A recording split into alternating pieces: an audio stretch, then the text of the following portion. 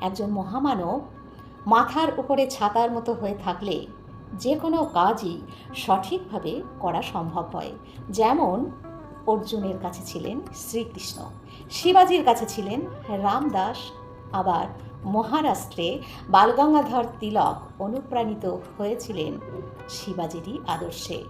পাঞ্জাবের লালা লাজপত রায়ের মাথার উপরে ছিল নানক আর গুরু গোবিন্দ সিংয়ের আদর্শ। চন্দ্রগুপ্তের চাণক্য ছিলেন, অশোকের উপগুপ্ত ছিলেন। রানা প্রতাপ শক্তিশালী হয়েও তেমন কিছু করতে পারলেন না। কারণ হলো তার পিছনে কোনো মহামানব বা আদর্শ পুরুষ কেউ ছিলেন না। প্রকৃত সমাজ সংস্কারক ঠিকই জানেন সমাজ এমন কোনো বস্তু নয় যার সংস্কার করা যায়, সংস্কার করতে হয় মানুষের। ভিডিওটি কেমন লাগলো কমেন্ট করতে ভুলবেন না। ভালো থাকুন সবাই।